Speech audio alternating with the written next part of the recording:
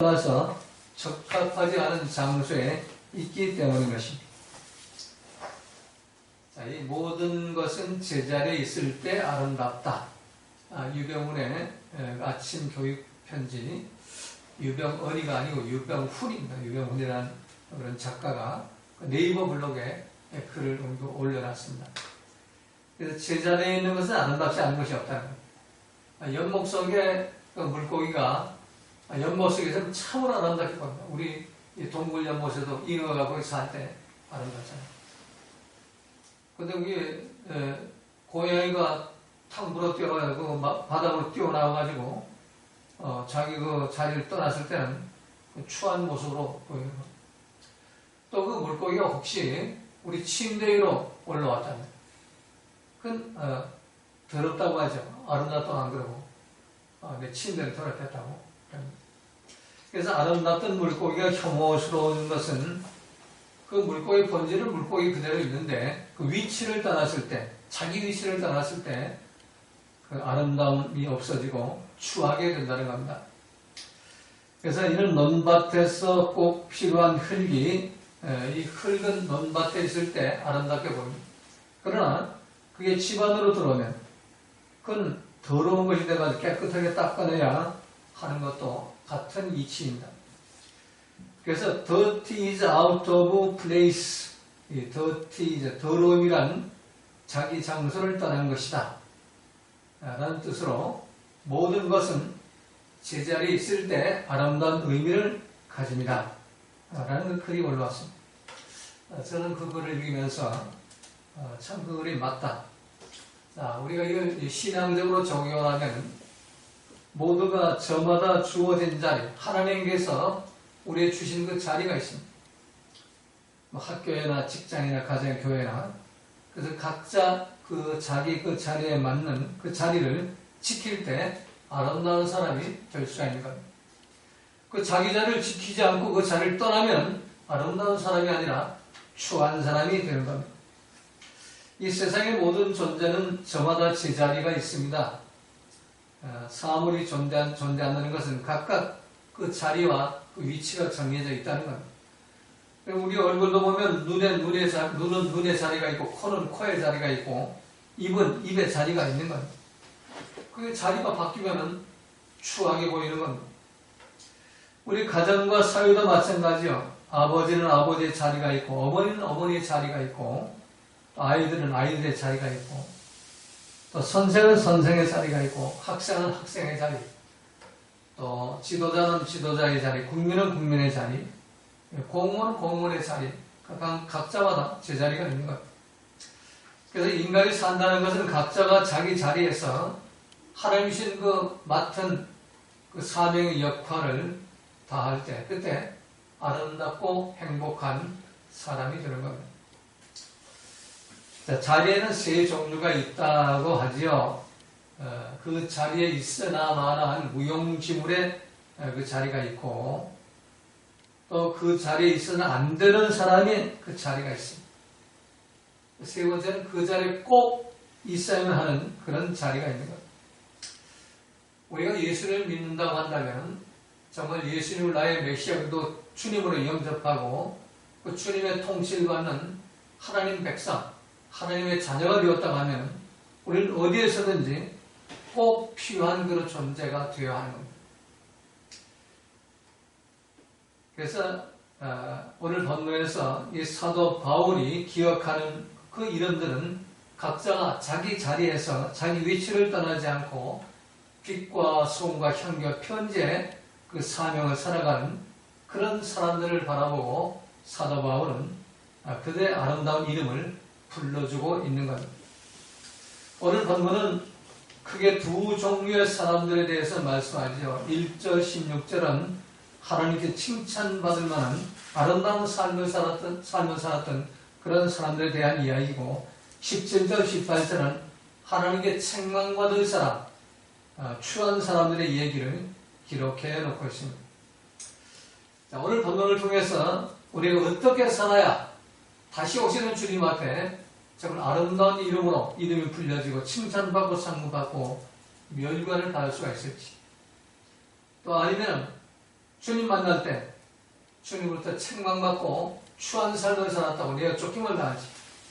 이걸 살펴보면서 함께 은혜를 나누고자 합니다. 첫 번째 1절 2절 말씀은 교회 일꾼으로서 자기 자리를 지키면서 아름다운 삶을 살았던 사람에 대한 이야기입니다. 내가 겐그리아 교회의 일꾼으로 있는 우리 자매 베베를 너에게 천거하노니 너희가 주 안에서 성도들의 합당한 예절로 그를 영접하고 무엇이든지 그에게 소용되는 바를 도와줄지니 이는 그가 여러 사람과 나의 보호자가 되었습니다. 자, 사도 바울은 첫 번째로 이 베베라는 여자 집사님을 아름다운 사람으로 소개하고 있죠. 로마 교회에 이 베베 집사님이 방문을 가면 나를 영접하는 것 이상으로 합당한 예절로 이 베베 여자 집사님을 영접을 하고 또 그 베베 집사님 필요한 것은 뭐든지 소용되는 말을 도와주라.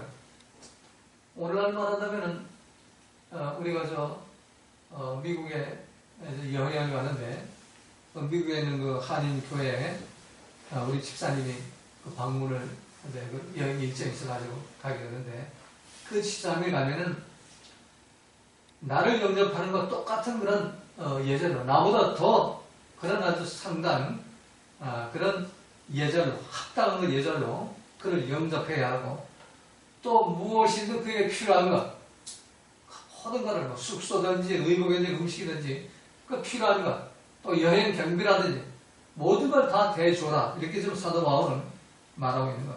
소용되는 말을 다 도와줘라. 이유는 뭐냐? 이는 그가 여러 사람과 나의 보호자가 되었음이니라. 그 집사님이 지금까지 내가 1차전도, 2차전도, 3차전도 아시아와 그 중동 지역을 복음 선교할 때 정말 나의 모든 것을 책임지고 도와주는 보호자 역할을 했다. 그래서 이 베베를 아름다운 사람을 하고 그 이름을 불러주는 겁니다.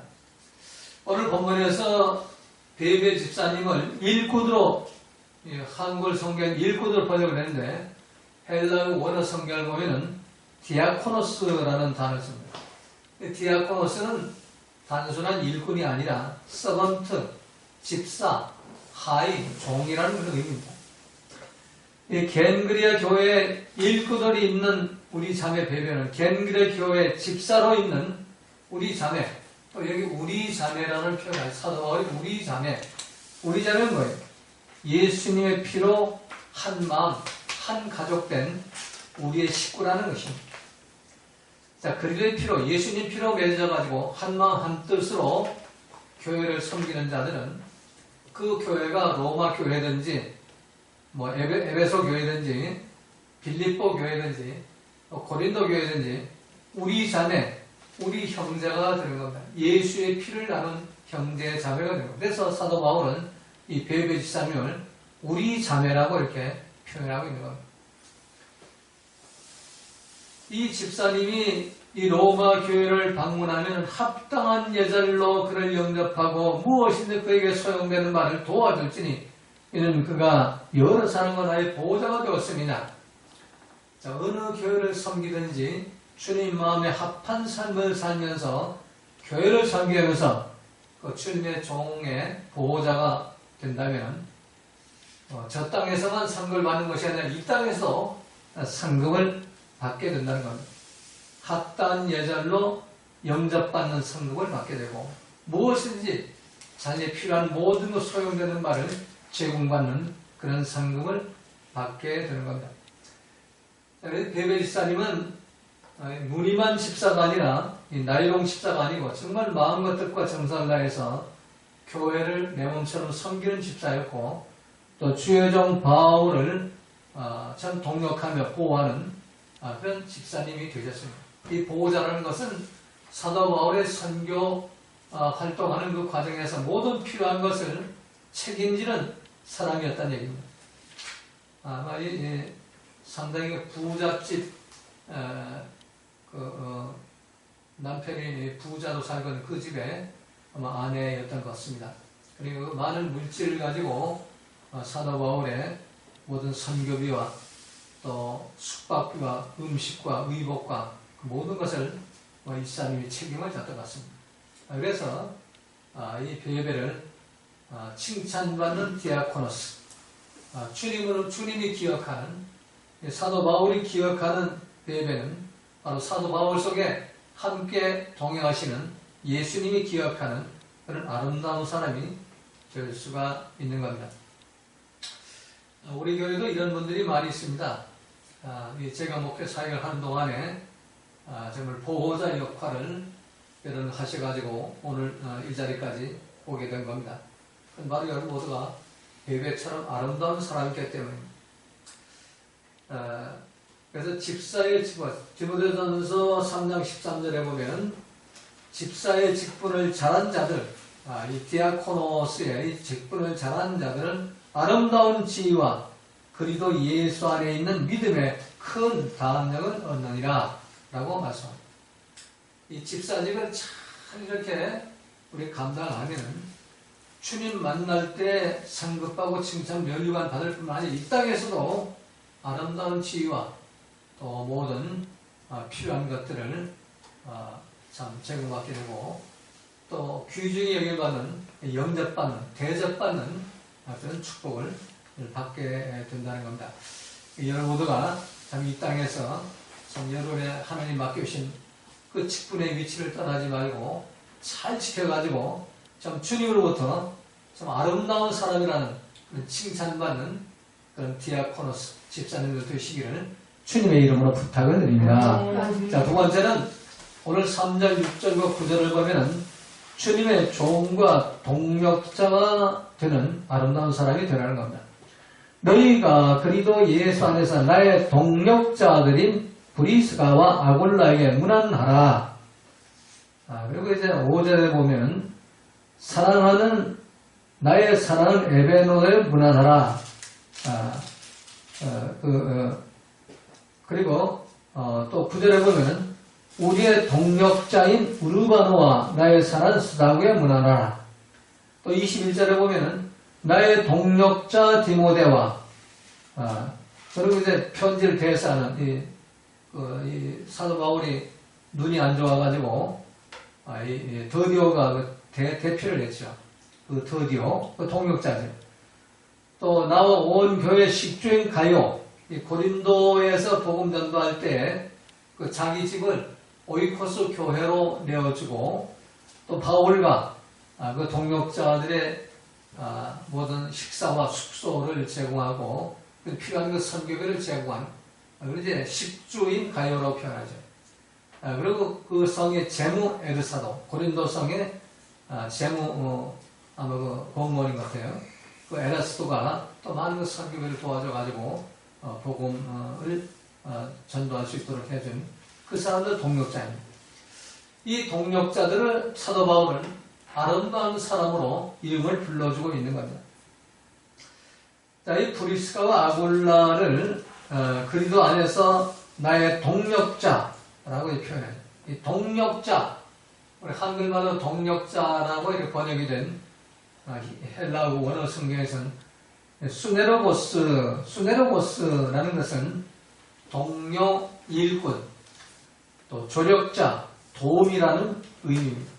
그래서 주님의 종이 복음 전파 그 사역을 할 때에 그 도움을 주는 조력자, 도움이 그게 바로 동력자입니다. 브리스가와 아골라는 이 사도 바울이 복음을 전하고 또 복음을 가르치는 그런 일을 할 때에 도와주는 조력자, 도움의 역할을 다했다는 겁니다. 브리스가와 아골라는 신학교 졸업한 목사나 전도사가 아니에요. 사도도 아니고 평신도입니다.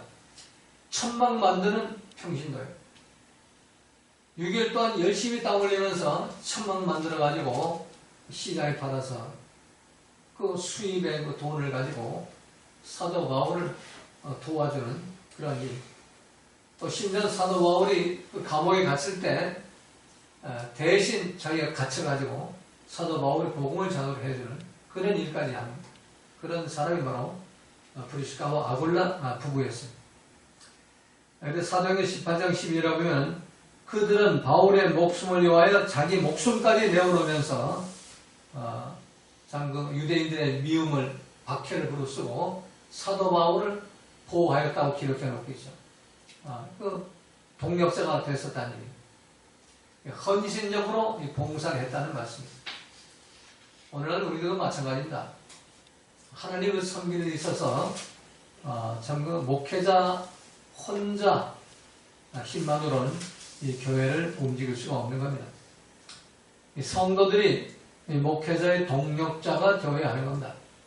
목회자는 말씀을 가르치고 전하는 훈련시키는 양육하는 일에 전념을 해야 된다. 그래서 말씀과 기도하고 또 가르치는 전념을 해야 되고 그 성도들은 이 도와줘야 돼요.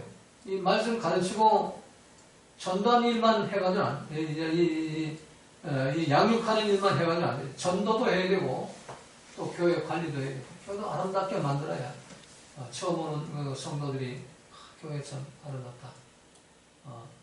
힐링이 된다. 쉬고 쉴만한 물가다. 푸른 초장이다. 이런 건 마음을 갖게 되죠. 교회가 그냥 쓰레기가 가득 차고 또 가는 것보다 잡초가 무성하고 그냥 황성예터처럼 그렇게 만들어 온다면 누가 교회에 오겠습니까? 끊임없이 교회를 우리가 관리해 줘야 되고 그걸 목사 혼자 할 수 없는 거 아니에요. 여러분들이 좀 브리스가와 아굴라처럼 여러분 열심으로 이 동력을 해야 되죠. 이 동력이라는 것은 아까도 설명한 대로 수네르보스가 돼가지고 조력자가 되고 협력자가 되죠. 조력자는 협력자는 그냥 오히려 그냥 불평 원망하고 그냥 발로 툭툭 거듯이 이건 뭐야 저건 뭐야 이러고 돌아다니는 그런 사람이라면 그건 동력자가 아니라 회방꾼이죠. 방해꾼이고. 아름다운 이름이 아니라 추한 이름이 될 겁니다. 주님 만났을 때 너 뭐하고 왔니? 너 정말 내가 종으로 별처럼 쓰는 내가 붙잡아 쓰는 그 종과 동력을 했냐? 아니면 네가 왕노릇하다가 왔냐? 그래서 분쟁하고 다투고 오늘 그 본문 마지막 부분은 비판 정죄하고 분쟁하고 다투고 이런 자들은 잘 살펴보고 그거를 떠나는 함께 할 수 없다니.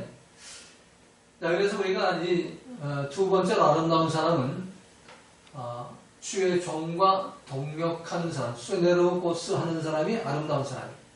혼자 아무리 뭐 하나님 믿는다고 열심을 내고 뭐 주님 말씀하셨다 뭐 이건 틀렸다 저건 틀렸다 하고 뭐 그냥 설교나 비판하고 앉아있구만. 이런다면은 아름다운 사람이 될 수가 없어요. 추한 사람입니다. 이 땅에서 추한 사람이 되고 주님 만났을 때 너 뭐 하러 왔니? 너 장로냐 권사냐 십사냐? 나 도대체는 모르겠다. 절로 가라. 네 여지껏 마귀왕을 놀러 왔으니까 네가 속한다는 그 마귀가라. 절로 가. 내가 쫓기면 다 할 수밖에 없는 거야. 자, 마지막 날 이렇게 후회하는 인생을 살지 말고 이 땅에 사는 동안 정말 주님의 칭찬받는 아름다운 그런 삶을 살기 위해서는 주님의 종과 동력하는 삶을 살아야 하는 겁니다.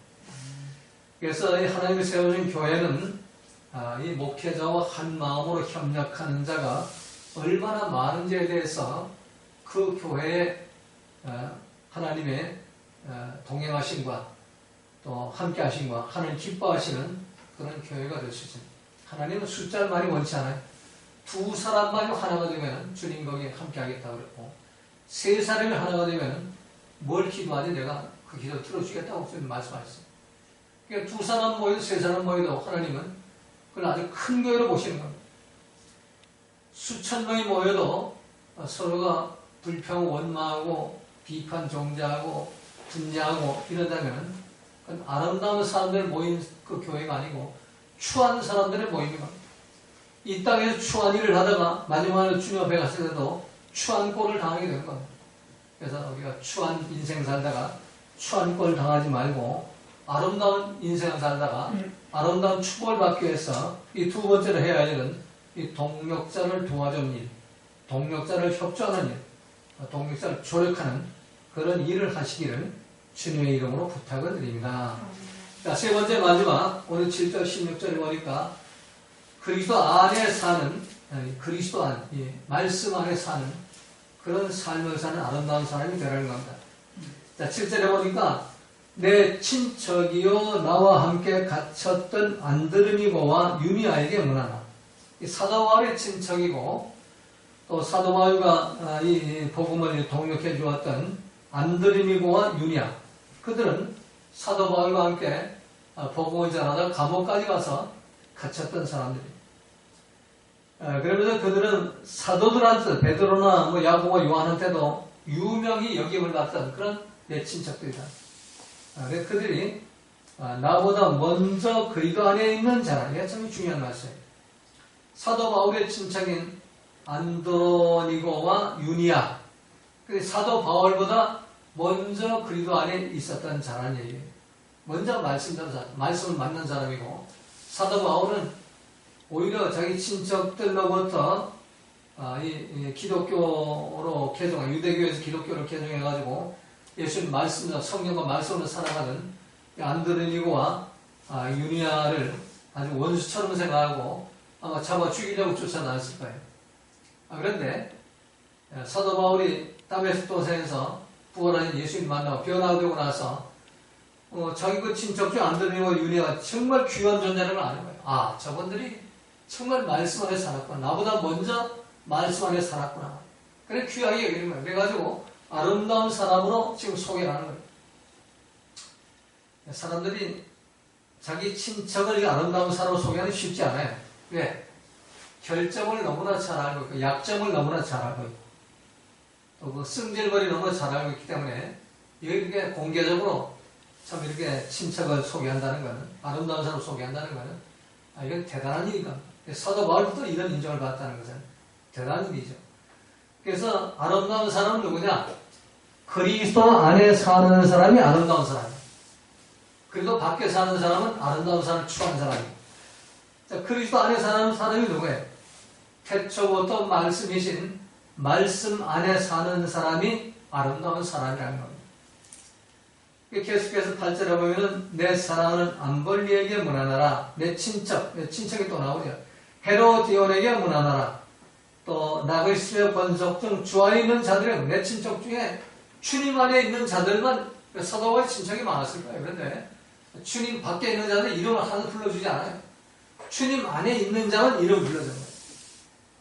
내 친척 헤로디온, 또 나그리스의 권속, 또 주 안에 있는 자, 그리고 주 안에 수고한 드루베르와 드로보사, 주 안에서 많이 수고한 사람 보시, 주 안에 택하심을 입은 루포와 그 어머니, 전부 주님 안에서 사는 사람들을 사도 바울은 칭찬하고 아름다운 사람으로 이렇게 소개를 하면서 그들을 너희들이 합당한 그런 예절로 그들을 대하고 그들을 문안하라는 겁니다.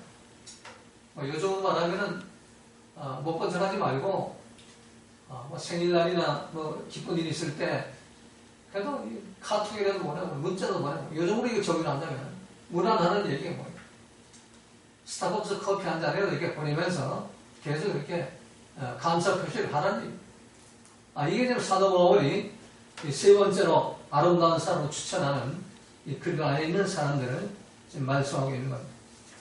자, 결론적으로 이 그리스도 안에, 우리 한글 버전 그리스도 안이라고 이렇게 되어 있지만, 헬라어 원어 성경은 엔크리스토라는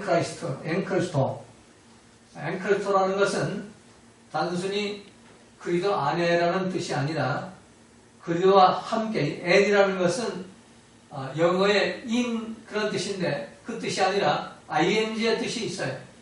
그러니까 그리스도 안에 그냥 이런 뜻이 아니고 그리스도와 함께 연합되고 하나 된 삶이 계속되는 상태, 그런 상태의 그리스도 안에서요. 주님 오시는 날까지 말씀이신 그리스도와 하나가 되고 그 말씀과 함께 살고 말씀과 연합되어 그 말씀과 동행하는 삶이 계속되는 그런 삶이 바로 엔크리스토예요. 엔크리스토. 그래서 결국 이 말씀대로 통치를 받는 사람, 말씀 안에 내 생각, 내 감정을 부인하고 말씀의 통치를 받는 사람, 이게 엔크리스토예요. 자, 우리가 예수님의 십자가에 못 박히시고 부활하신 후에 40일 동안 승천하지 않고 제자들을 찾아다닌 이유가 뭐예요? 앵크리토 시키기 위해서는 그리스도 안에 말씀 안에 살게 하기 위해서 그 방법은 성령 받는 방법이에요. 그래서 예루살렘 떠나지 말고 약속한 기다려 하고 그 뿔뿔이 흩어진 놈들 다 붙잡아다가 마가의 다락방으로 몰아넣는 거예요. 그래서 이 기간에 우리가 열심히 회개하고 내 잘못된 건 뭐냐? 마가의 다락방 하는 일은 회개, 기도하는 일이에요. 기도하면서 회개하는 일. 나를 점검해가지고 그 잘못된 일이 있다면 회개해서 참 예수님 핏부림 받고 죄산 받아가지고 성령을 선물로 받으셔가지고 앵크리토의 삶을 살아서 이 땅에서도 아름다운 삶을 살고 또 주님 다시 만날 때 정말 아름다운 축복을 받고 상급받고 면류받고 칭찬받는 그런 축복된 성도의 삶을 살아가시기를 주님의 이름으로 부탁을 드리겠습니다. 주님과 지금 기도드립니다. 하늘에 계신 우리 아버지여 이름이 거룩히 여김을 받으시오며 나라의 임하옵시며 뜻이 하늘에 이루어진 것 같이 땅에서 이루어지이다. 오늘날 우리에게 일용할 양식을 주옵시고 우리가 우리에게 죄진 자를 사하여 준 것 같이 우리 죄를 사하여 주옵시고 우리는 시험에 하지 마옵시며 다만 악에서 구하옵소서. 내게 나라와 권세와 영광이 아버지께 영원히 있사옵나이다.